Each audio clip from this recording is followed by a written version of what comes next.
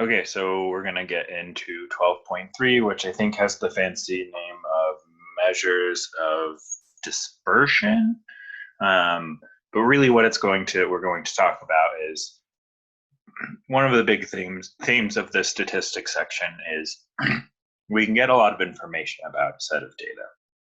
We've already seen how to kind of represent them in a table, how to represent them in a histogram, how to find the mean, the median, the mode, all of those things.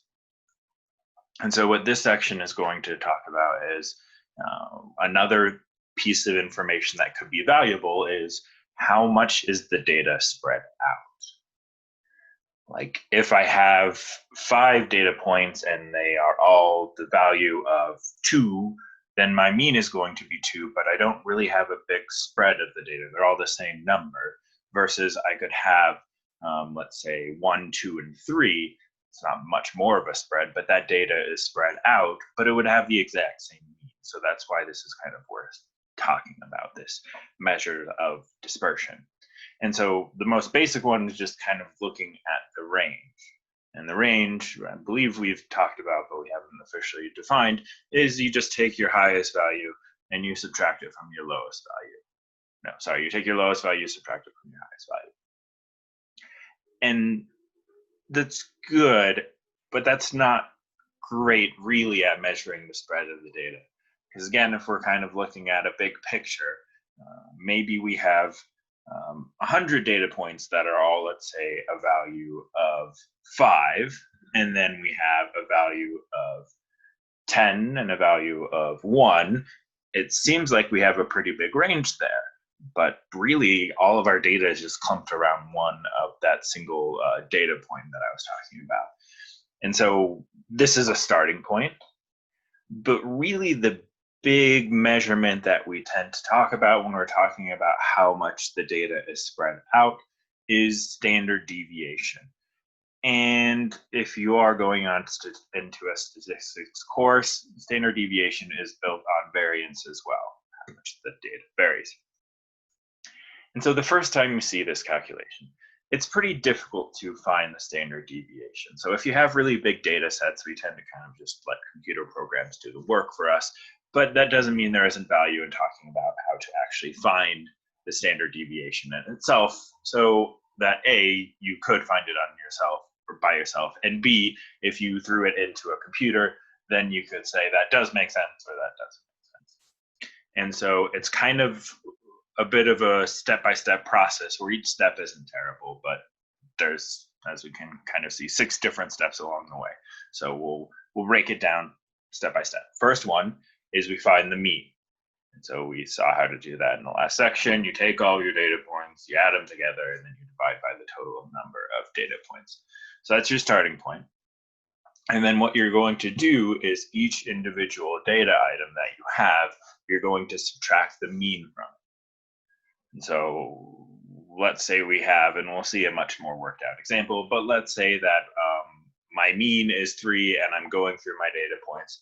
One of my data points is 5, so I would do 5 minus 3.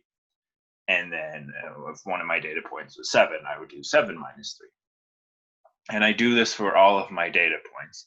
And each time I do that, I also have to square that answer. So back to the kind of loose idea of my data item is 5 and my mean is 3. I'm going to take 5 minus 3, I'm going to square it.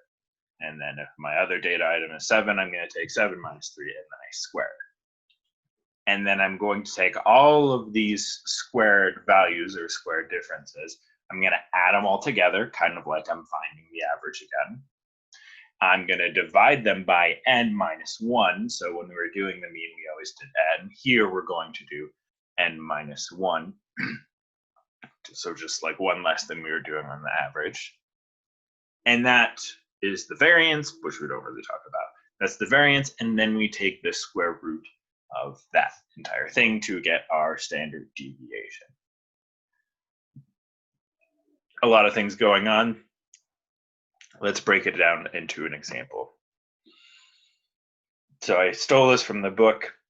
So I think the the idea around the question is that this is kind of the average age of people that were when they were inaugurated as a president. And so we have a fairly small data set of only 4 people: Trump, Reagan, Harrison, and Buchanan.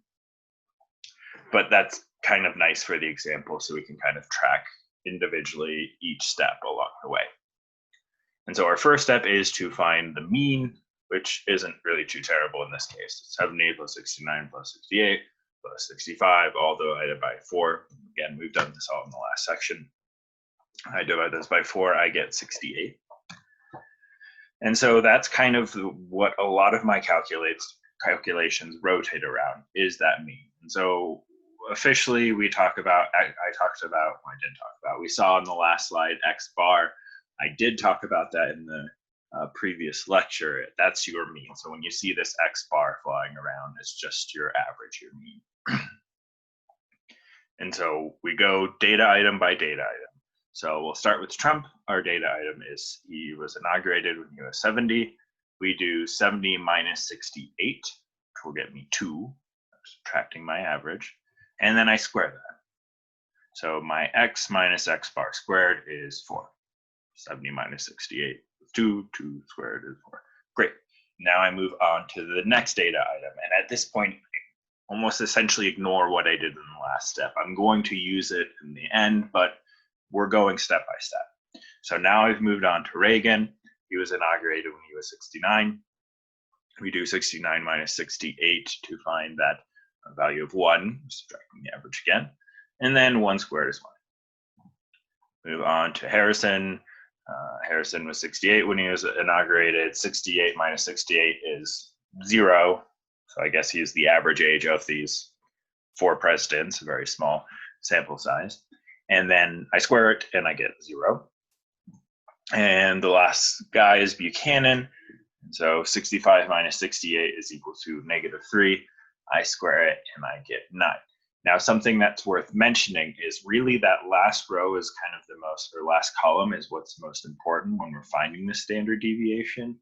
And it's always going to be positive values, which makes sense because we're squaring. We're squaring the second column. So if I square something, I should always get a positive result.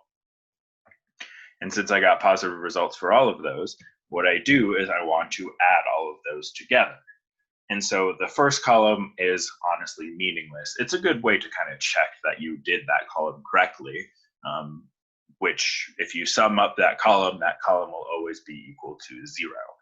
If you're subtracting individual data items or the average from every individual data item, sum it together, you should get a value of 0. So that's good for a check, but I'm not really going to use that.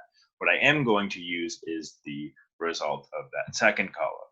That if I add those up, so that sigma, that kind of weird symbol that we see there that looks like I wouldn't even know, like a weird E, I guess. Weird capital E is how I would describe it. That just means adding them. So that's just a fancy math symbol for add these things together.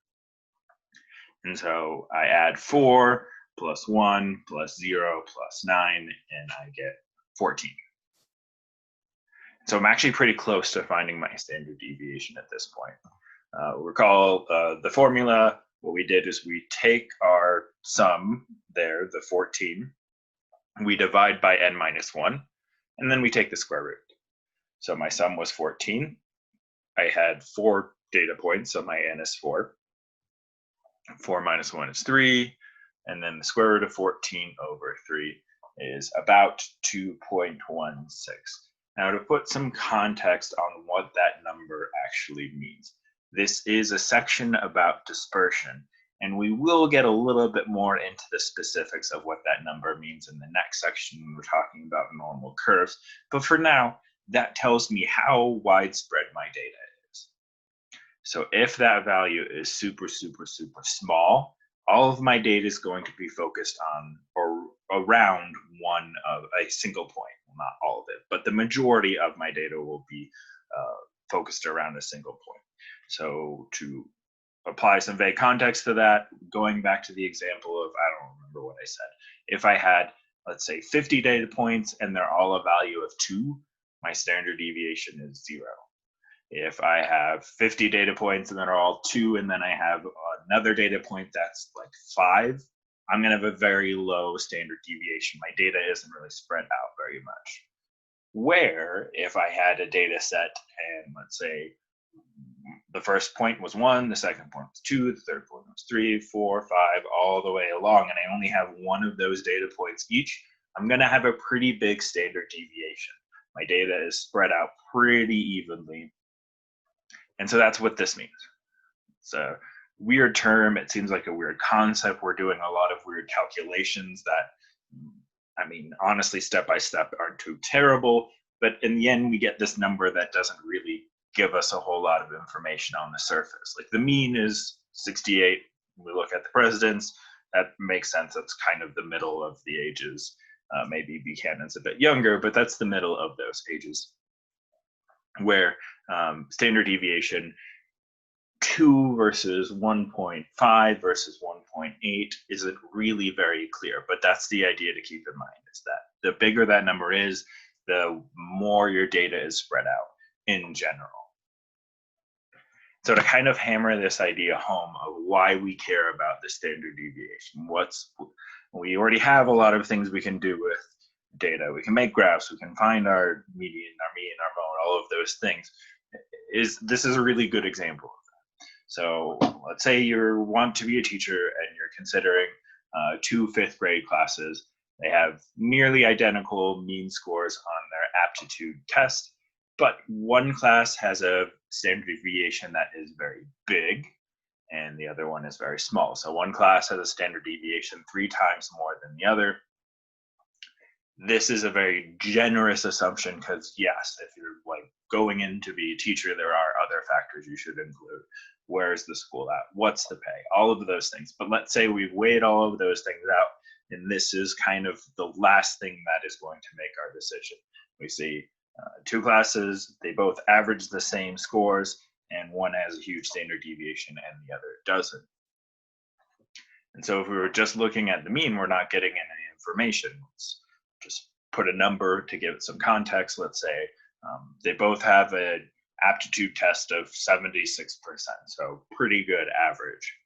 But a standard deviation is going to tell us that what range of skills are we talking about? And I don't know if it's callous to say this, but as a teacher, it's kind of hard to teach a class that has a large standard deviation, because that means there's a large skill range that I or a teacher has to teach to.